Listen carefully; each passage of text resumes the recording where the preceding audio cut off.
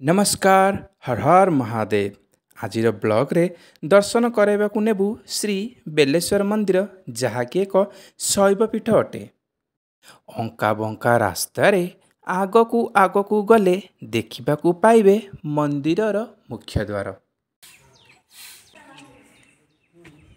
मंदिर भीतर को प्रवेश कले देखि पाई परिबे उच्च कारीगरी कौशल निर्मित विश्रामागार एवं विभिन्न चित्रपट जहाँकि अत्यंत सुंदर।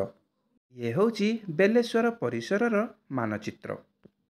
भंजनगर गंजाम जिले में अवस्थित श्री बेलेश्वर मंदिर एक प्रसिद्ध शिव मंदिर अटे। एठारे 61 फुट उच्च भगवान शिवंक एवं 21 फुट उच्च नंदीक मूर्ति अच्छी, जहाँ ओडिशार ए पर्यंतर सबुठु बड़ शिव मूर्ति भावे परिचित।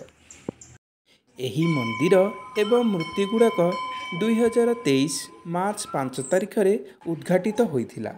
मंदिरटी 119 वर्ष पुराना भंजनगर जलाशय जहाँकि रसलकुंडा जलाशय भावे परिचित थिला एवं विजु पट्टनायक शिशु उद्यान पार्कर समीपरे अवस्थित।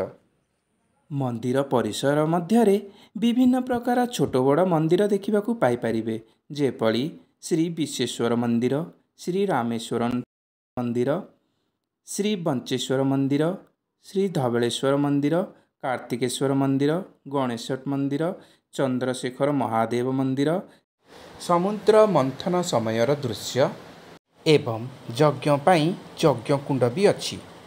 यह सहित बेलेश्वर पाठागार एवं भोग मंडप मध्य अच्छी। एठारे ଏହି मंदिर एवं मूर्ति गुड़िक भंजनगर सिंच विभाग कर्मचारी सांस्कृतिक संघ द्वारा निर्मित, जहाँ स्थानीय कर्मचारी एक संगठन अटे। भिडियोटी देखि सारिया परे कमेंट और सब्सक्राइब करने को भूलंती नहीं।